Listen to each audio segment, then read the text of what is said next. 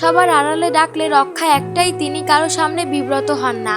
সাহস করে তাই ডাকলেন, ধ্রুব, ধ্রুব। ধ্রুব গান গাইতে লাগলো, সময় গেলে সাধন হবে না। 2 লাইন গেয়ে ধ্রুব হেডফোন কানে নিয়ে গান শুনতে লাগলো। সেলিম সাহেব মুগ্ধ হয়ে ছেলের গান শুনলেন। দীপালির মতো গানের গলা পেয়েছে ছেলে। দীপালিও তো এরকম গান গাইতো, বলতে লজ্জা নেই। দীপালির গান শুনেই তো তিনি দীপালির প্রেমে পড়েছেন। আজ দীপালি তার কাছে শুধুই অতীত। সে স্বপ্ন হয়ে এসে দুঃস্বপ্ন হয়ে তার জীবন থেকে বিদায় নিয়েছে। কি এমন ক্ষতি হতো এই দুঃস্বপ্নটা যদি তার জীবনে আজীবন থেকে যেত? তবুও তো তিনি ভালোবাসার মানুষকে নিয়ে বাঁচতেন। সেলিম সাহেব উঠে যেতেই ধ্রুব কান থেকে হেডফোন খুলে বলল, বুক ছিঁড়ে যেই দীর্ঘশ্বাস বের হয়ে আসতে চাইল, তাকে ধ্রুব বাহিরে আসতে দিল না। সযত্নে আবারও বুকের ভেতর মাটি চাপা দিয়ে দিল। দোতলায় দাঁড়িয়ে শালুক দেখল ধ্রুবর বেদনার্ত চেহারা। এক মুহূর্তের জন্য শালুকের মনে হলো তার চাইতে বেশি কষ্ট নিয়ে কি ধ্রুবভাই বেঁচে নেই?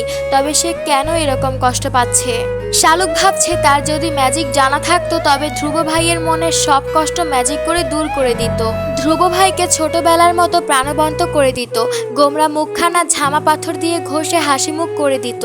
আফসোস তার কোনো ম্যাজিক জানা নেই। শালুক শাপলার রুমের দিকে গেল। শাপলা চুল বাড়ছে বসে বসে, 2 ঠোঁট থেকে হাসি ফুরাচ্ছে না তার।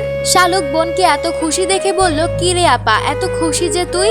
শাপলা কপট রাগ দেখিয়ে বলল, এমনিতেই ভালো লাগছে খুব।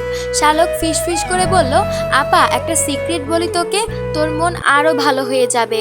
শাপলা মুখ বাঁকিয়ে বলল, কোনো ইন্টারেস্ট নেই শোনার। শালুক মুখ কালো করে বলল, প্লিজ আপা শোন না, না বলতে পারলে আমার ভীষণ কষ্ট হবে।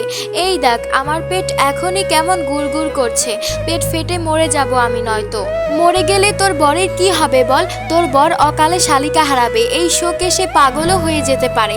তারপর ধর তোর বাচ্চারা, ওরা খালামণির আদর পাবে না। ভাবতে পারিস কেমন মর্মান্তিক ঘটনা হবে এটা? খালা, খালা মানে বুঝিস তুই আপা, মায়ের বোন খালা, মায়ের চাইতে ভালা। আমি ওদের সেই খালা, আমি বেঁচে না থাকলে ওরা বিরাট বড় ক্ষতির সম্মুখীন হবে।